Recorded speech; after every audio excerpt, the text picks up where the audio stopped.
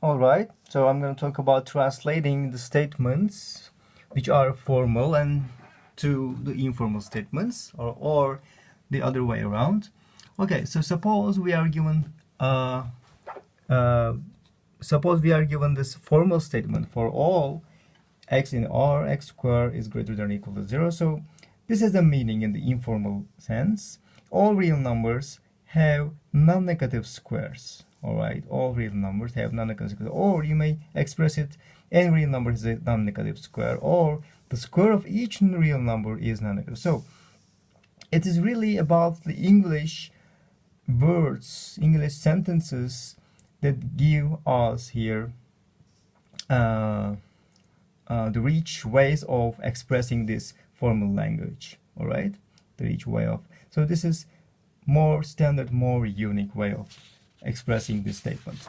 All right. So now another example is so formal.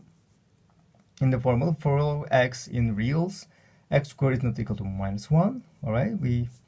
Then it turns out that in the informal sense, it is all real numbers have squares that are not equal to -1. All right.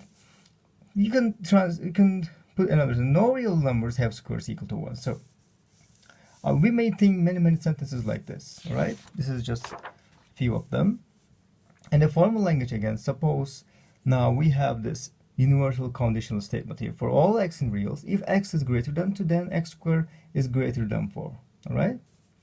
So if a real number is greater than 2, then its square is greater than 4, right? Or whenever a real number is greater than 2, then its square is greater than 4, all right? So these are two sentences for expressing this formal language. More simple, more symbolic, right?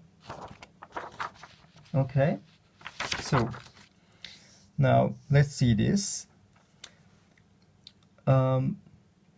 So this is an existential statement here. There exists m in the set of positive integers such that m squared equals to m plus 6 here.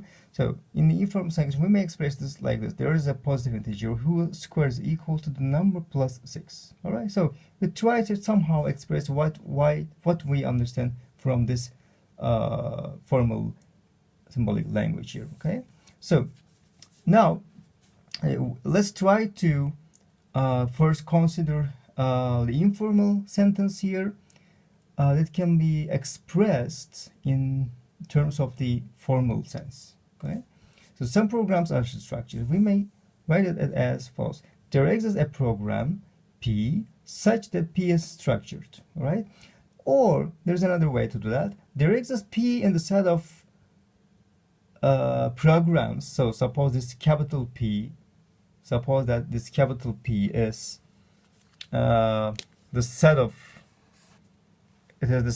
programs, all right, such that this is the abbreviation for such that S dot T dot, but P is structured.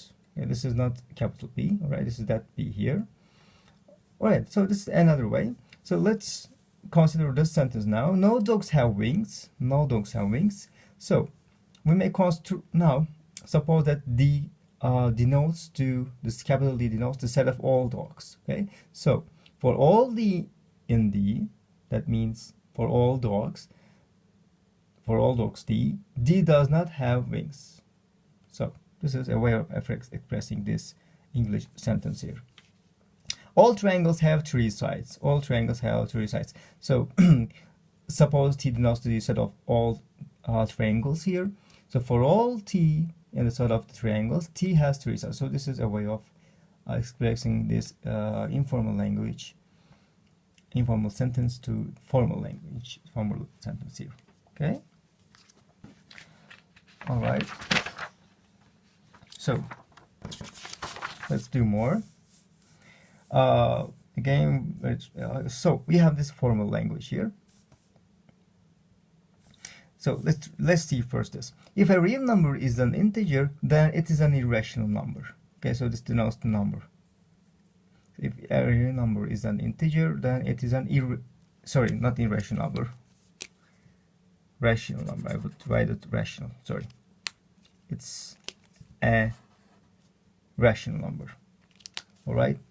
So this is here the formal version of that. For all x in reals, if x is an integer, or if x is in the set of x, if x in z, then x is in q. All right, so it's very simple, very simple. So no fire trucks are green. No fire trucks are green. Well, you may express this like this. For all x, if x is a fire truck, then x is not green. Okay, so no fire trucks are green. So if x is a fire truck, then x is not green. Okay. You may also express this something like this. For all x in the set of fire trucks, so suppose that f denotes the set of fire trucks, okay, x is not green. So you see that here, this sentence, this kind of a sentence, could be expressed in both ways here, in this way and in this way also. All right, in this way also. So you see that it could be expressed in universal conditional statement, or it could be as a universal statement here. This is a universal statement, and that is, this statement is a universal conditional statement, right? So, but these both statements are really equivalent to each other, all right? Really equivalent to each other, okay? So this is the end of the video.